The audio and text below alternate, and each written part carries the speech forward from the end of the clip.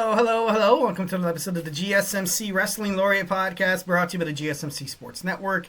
I'm your favorite wrestling fan here, Eric Rodriguez, live every Monday night on the GSMC Sports Network, the GSMC Podcasting Network on YouTube, and I think we also we do a little Twitch as well. So make sure you guys smash Superman punch that like and subscribe button to the show, so you guys can get us some cool notifications when we go live and publish some brand new wrestling content. Hope you guys are having a great week. Hope you guys had a great weekend. I want to get to see you guys like once a week, so it's partially the reason why I just love to talk to you guys. Want to hear what you guys have to say inside the chat in terms of professional wrestling, or just something if you want to talk about. Recently we just found out the NCAA basketball champions. For the women's it was UConn. For the men it was Florida. Watched the rest of the end of the game. It was a little sloppy, but at the end of the day I'm kind of thinking to myself, I'm like, dude, these guys are like straight up like freshmen in college, like sophomore, juniors. They're just kids, they're just kids. They are professionals, not trying to diminish their values or their skills or anything like that. But, there's a way to go in terms of being a, professional basketball player. But these guys are, pretty much close. So congratulations to Florida, also UConn. March Madness is over. A lot of you college basketball guys out there, it's a sad day today. I was never really into, NCAA tournament, March Madness. 2 years ago, I kind of got a little bit into it. This year, got a little invested. I joined during the round of 64, and then at my internship, a lot of the guys, they talk college basketball and stuff like that. So I was intrigued. So I put my money on Duke, with that top prospect, that guy Cooper Flag, but they got bounced up by Houston. It was a good game. I think it was 65-63, 65 around there. All in all, San Antonio definitely. Also, San Antonio Spurs legend Manu Ginobili was there at the during all the festivities before the game, and I'm a huge San Antonio Spurs fan. Representing the big three: Tony Parker, Manu Ginobili, and Tim Duncan. Love San Antonio. Well, this is a wrestling podcast, for Christ's sakes. Eric, what are you doing? Just talking some sports. All right, guys, thank you so much for tuning in to the GSMC Wrestling Laureate Podcast. Like I said, brought to you by the GSMC Sports Network. We have a great show for you today, all lined up. We got some Monday Night Raw review. Gonna give you guys my reactions toward all the action we got today. Also, we got SmackDown review as well. AEW Dynasty review. Fourth segment, we're going to dig on into the main event. Jon Moxley retains the AEW World Championship to the chagrin of much of the AEW, the whole world of professional wrestling fan base. So we're going to dig on into that. In our fifth and final segment, recently on NXT, we saw Stephanie Vaquer relinquish the WWE NXT Women's North American Championship. We're going to talk a little bit about that. We're also going to talk about the ladder match. We already know Keilani Jordan. Also, Jada Park, no. Keilani Jordan and Zarya. Zarya are the two girls that are so far qualified. We're going to talk about those four other spots. We're going to talk about potential, women superstars that could possibly jump in there. So, can't wait to talk about that 1,010%. But before we get on into anything, just want to remind you guys, if you have a burning question or a hot take in terms of the world of professional wrestling, Eric Rodriguez at the GSMC Sports Network wants to know how you're feeling. I'm dying to know how you guys have, what you guys have to say. I'm all ears. The show is all about making sure the audience is entwined with the conversation, and making sure you guys feel like your voice is part of the mix 1,010%. And if you really want to make sure your comment, question, or concern gets addressed, why not use that super chat? Just hit that $sign below that chat box right there. Anything you put inside that little box is going to be guaranteed to be featured about, talked about, debated about, maybe even featured as a segment on the show 1,010%. So do not be shy. Drop your thoughts inside that chat. We are super grateful for each and every one of you guys who joins us here daily on the GSMC Sports Network. We definitely love the holy heck out of you. Your support makes a difference. So let's get this party started. Let's keep this conversation going. Send in those super chats, those super stickers, because you guys are super awesome, and together we will make sure this is the best wrestling podcast on planet Earth. Of course, 1,010%. If the super chat is not your thing, just make sure you guys send in some chats. It's all good, tough times financially. Like, we get it. Most importantly, we just want to make sure, like, once we're streaming, that we get a lot of audience feedback. Feedback is a gift. In terms of talking sports, even to professional wrestling, it's inevitable. We're going to get some negative, some criticisms. Yeah, I can handle it. Here at the GSMC Sports Network, we do love respect, and we do love peace, love, and positivity 1,010%. Like I said before, remember to Superman punch that, or Orange crush that in the case of Orange Cassidy. Go ahead and Superman punch that like and subscribe button to the show. All right, without further ado, guys, we got some WWE Monday Night RAW live on Netflix, has already aired, and it was good. We were live in Target, in the Target Center, Minneapolis, Minnesota. First and foremost, we kicked off. We had a contract signing between Iyo Sky and Bianca Belair, but of course, Adam Pearce, such a genius, decides to add this into a triple threat match, which honestly is exactly what which needs to be done. He did say representing the Judgment Day, Rhea, that was pretty big, Adam. Like, what are you doing, dude? Just kidding. No, you know what? He has like what Michael Cole said. WrestleMania on his mind. There's a lot of stuff happening. Wrestling. Even the Pat McAfee show that's going live in Pittsburgh, Pennsylvania. A big night is going to be during WrestleMania weekend. It's going to be on Wednesday. It's going to air live. Hulu.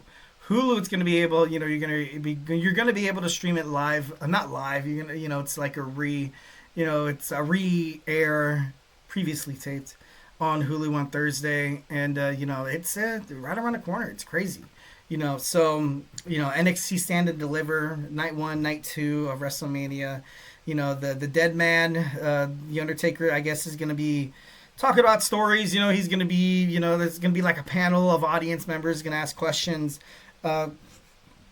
Me personally, I kind of want to see somebody not get too not offensive, but to kind of not test him. That's not the right word. Rattle him a little bit. I want to see I want to see him flustered. I just want to see him flustered just a little bit if someone asks a crazy question or something like that. I definitely want to see that. I want to see the roast of WrestleMania. Me personally, I'm not too sure how well it's going to go, basically knowing that professional wrestling and everybody knows it's it's choreographed. So I don't know how hard the punches are going to be, for the roast of WrestleMania, but I'm all for it. But the contract signing, Adam Pearce said it best. He said, let's do it right. And, Bianca Belair at this moment, I feel like she kind of just gives up. She's like, you know what? It's going to be a triple threat match, whether I like it or not. Might as well just, try to find a way to kind of wind up on top. Try to find a way to rattle these women's cages before we get into, WrestleMania. I feel like this match is definitely WrestleMania night 1 main event caliber, or maybe even, beating out Cody Rhodes and John Cena is, a difficult task to accomplish. But, if CM Punk wasn't promised a triple threat match between him and Roman Reigns and Seth Rollins was the main event, I would definitely book this match as definitely this one's going to be, what is it? The follow-up act? No, that's not the right word. The opening act. The opening act to the main event of WrestleMania. So I can't wait to see that. Love Iyo Sky. Love her attitude toward everything. She looked at Adam Pearce with a big smile. Told him thank you. Walked away. As a champion, I love Iyo Sky. She drops the belt at WrestleMania, which I'm definitely not totally for 1,010%. But, she challenges someone like Lyra Valkyria. I feel like that match could be an absolute banger. I would love to see those two go at it 1,010%. Iyo Sky becomes the new WWE Women's Intercontinental Champion. That'd be pretty cool. Next, we have a confirmed 4-way match for the WWE Intercontinental Championship match at WrestleMania. We got what we wanted as a fan base. We got Finn Balor of the Judgment Day. We got Dominic Mysterio of the Judgment Day.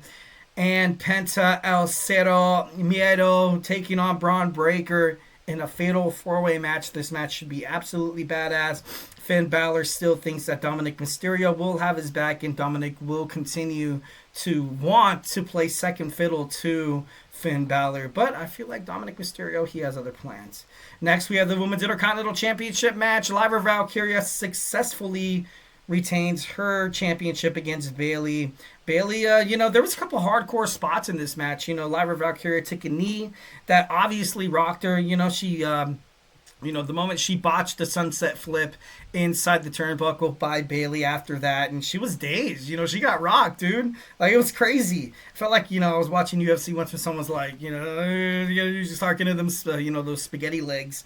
But, it was good. It was very, very good. It was a great match. Even Bayley took, once when Lyra Valkyria sent, her boots through the middle rope, Bayley got hit hard, and she nailed the ground pretty hard.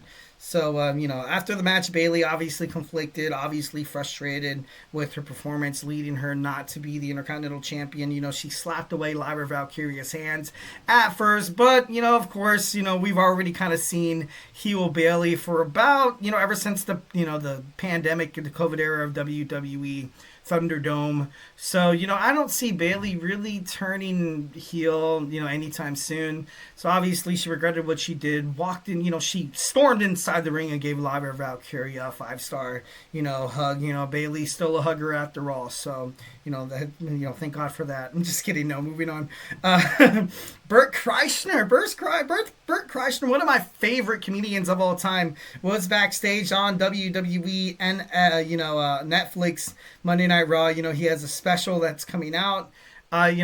Just if you don't know who Bert Kreischer is, he's an amazing talent. Obviously, he's best friends with fellow comedian Tom Segura.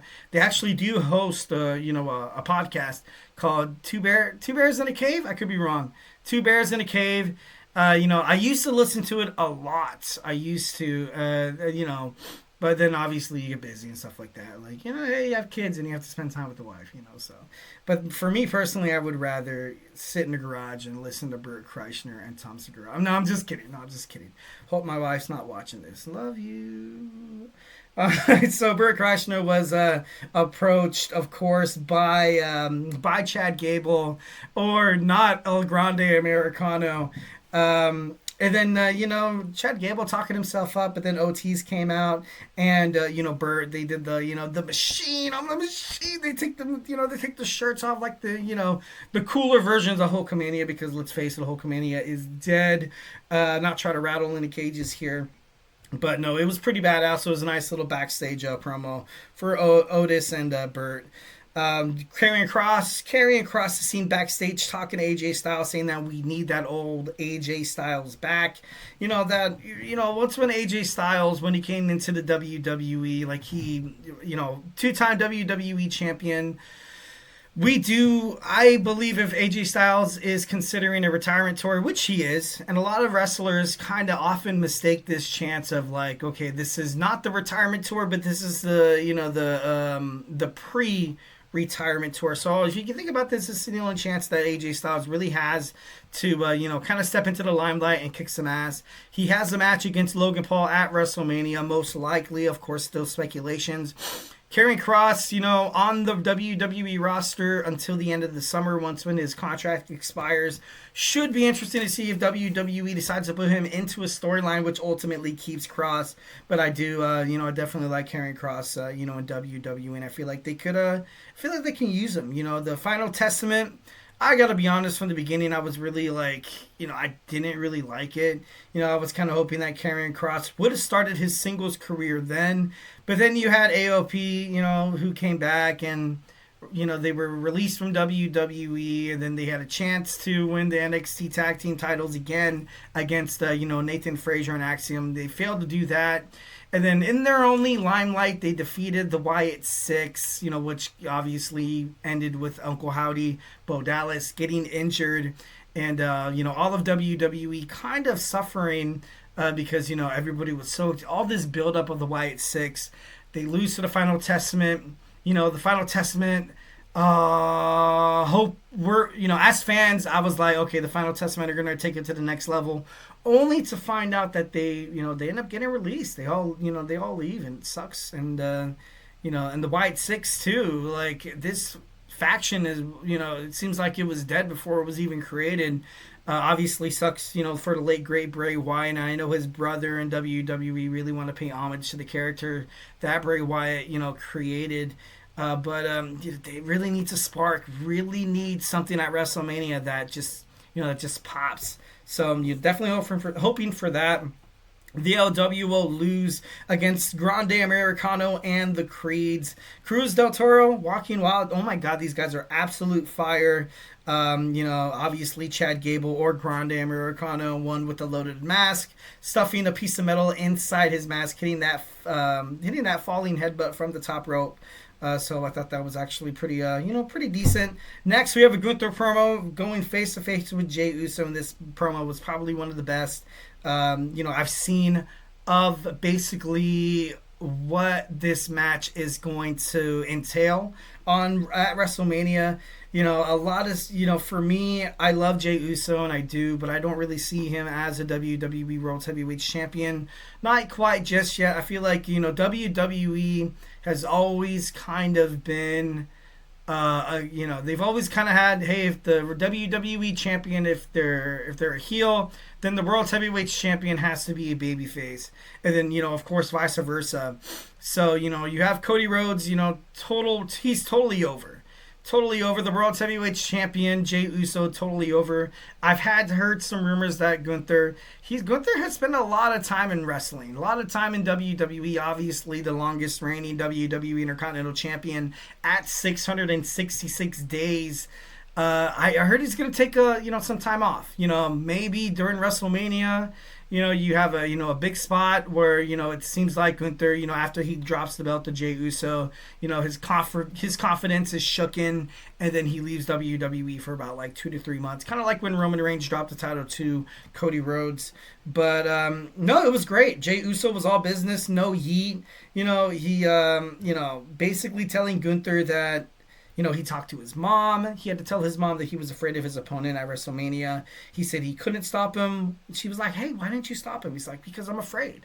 I'm afraid 1,010%. But after what I've kind of seen, what you have to offer inside the ring, he's seen Gunther's absolute 1,010% absolute best. So in a way, and it sucks because it feels like Jimmy Uso was like a scapegoat or whatever. But, he sees everything. He sees everything that Gunther is capable of. But it should be, Gunther even looked flustered. He looked flustered 1,010%. Absolutely flustered. Did not expect this reaction from Jey Uso. I was kind of he was kind of half hoping that Jey Uso would just come at him and attack him where he could. Obviously that's where Gunther prospers, is getting into the head of his opponents, causing them to overreact aggressively, thus causing a mistake, which has them, losing the match. So Gunther's on his back heels. Jey Uso said he prayed to God. He prayed to, Jude, whoever, that, that the night before WrestleMania, before their match, he's going to pray for his safety and Gunther's, and he says he wants to ask God for forgiveness for the man he's about to become. So I'm pretty excited. It was a nice little promo. It was pretty badass. No violence whatsoever, which was ideal, because this feud heading up to WrestleMania has been Gunther, Jey, and then this happened, and it seems like it's kind of nice. Heading into WrestleMania, I honestly feel like I don't want these guys to talk to each other anymore or like fight each other anymore. I feel like right now this build up, if this was the Monday Night Raw before WrestleMania, it would be absolutely badass, and it would be it would be perfect. All right, next we have Rey Mysterio. Rey Mysterio talking to Adam Pearce, the general manager of WWE Monday Night Raw, basically asking for a match against Grande Americano at WrestleMania 41. I want to see this a mask for mask match. Like, I know it's against the luchador tradition to, demask somebody, but Rey Mysterio is obviously going to win. Chad Gable's gonna be dismasked, and he's gonna do the whole, he's gonna sell it like he's an actual an actual luchador, like Dragon Lee did once when he fought Chad Gable, well, Grande Americano, on Monday Night Raw. So you're gonna see that. Which, it sucks for Chad Gable, because I feel like he is going to be put in a spot. Or maybe this is a spot for him to kind of trifle over Rey Mysterio and kind of finally take his place and, be a Intercontinental Championship contender, which would be, which would actually be pretty ironic if Dominic Mysterio wins the Intercontinental Championship. He's coming after his son, kind of thing. Would be interesting. Next, Tony Hinchcliffe, the guest, comes in. Commentary, obviously, he's going to lead the roast of WrestleMania 41. During the World Tag Team Championship match, all promos, all commercials, all hype toward WrestleMania. You didn't even get to see the entrance of the flagship Monday Night Raw show, their World Tag Team Champions. You didn't even get to see the War Raiders, come into the ring, which kind of makes me believe, I was like, if WWE seems like they don't care, I'm not really going to care about it. The WWE Monday Night Raw Tag Team division is absolute dog crap. It's terrible. Something needs to change. The New Day, okay, I get it. The War Raiders, they're good. The Creed brothers, they've been shot down after down. We got the New Catch Republic as well. We're not going to see the Lucha Brothers on Monday Night Raw. According to WWE backstage, they're going to establish themselves as singles wrestlers in WWE before they join forces once again. So then that leaves it total, like, there's not really that many tag teams on Monday Night Raw. It's a joke. It really is. The tag team division is awful. Absolute awful. But that's what we were talking about, WWE tag team. SmackDown has seemed to fix it a little bit, but you know what, that's actually that's mean. I'm gonna say they did a good job. We got the Motor City Machine Guns, the Street Profits, DIY, Pretty Deadly, Los Garza. We've seen a lot of and it's it's good. I like it as of right now. I like it. Next, we have Dominic Mysterio taking on. The match ended with a disqualification, which for the World Tag Team titles ended in disqualification. Ivar, took the chair away from Xavier Woods and or Kofi Kingston, not too sure. I don't really remember. And then then he hits him with it. All bad. Penta El Cero Miedo defeats Dominic Mysterio with Dominic Mysterio, though. Credit. Mexican Destroyer hit the 619. Dominic Mysterio did not look bad. And then after, it ended in chaos with Finn Balor actually walking out with, some confidence. At the end of Monday Night Raw, I'll keep this brief. Seth Rollins confronts Paul Heyman about, nobody helped you once when Solo Sikoa, threw you through that table. Not CM Punk, not Roman Reigns. Your kids were forced to watch you falter. And he says CM Punk is not your friend, obviously. Convincing him Roman Reigns isn't as well. It was, he wants to remove Paul Heyman from the picture. Seth Rollins threatens Paul Heyman with violence and actually does put hands on him. That's when you hear the CM Punk cult of personality. After the stomp to CM Punk, Seth Rollins was going to do a force stomp for Paul Heyman, but stopped, purposely missed him, saying that now you owe me a favor. Can that be foreshadowing of how this triple threat match will end at WWE WrestleMania? And I feel like it will. It highly does foreshadow what's going to happen. Seth Rollins has been an afterthought. He's been kind of just kicked off to the side. Everybody's focusing on CM Punk, Roman Reigns, who's Paul Heyman going to help? And now you have this favor that CM Punk Seth Rollins is going to be holding over the wise man, and it's going to create for better TV. Now it's going to be a little bit more unpredictable, as the wise man, as CM Punk's best friend, and as he owes Seth Rollins a favor. Maybe he does find his way where he does not, he does not contribute to the match whatsoever, kind of takes a back seat, or at the end, I feel like maybe he'll try to seem like he's doing the right thing by Roman, or he's doing the right thing as a best friend to CM Punk. And then Seth Rollins picks up the dub. And, to be honest, I wouldn't really be upset about this, because I feel like if CM Punk or Roman Reigns loses this match, it's not going to be much of a it's not going to be much of it's not going to prove dividends that much in their career. But if Seth Rollins loses this match, I feel like he has more to lose than the others. But who knows? We'll see at WrestleMania. All right, guys. So hey, do not go anywhere. We got some WWE SmackDown review. So grab your favorite snack, grab your favorite ice cold beverage. You join me here in about 25 seconds. So hey, do not go absolutely anywhere.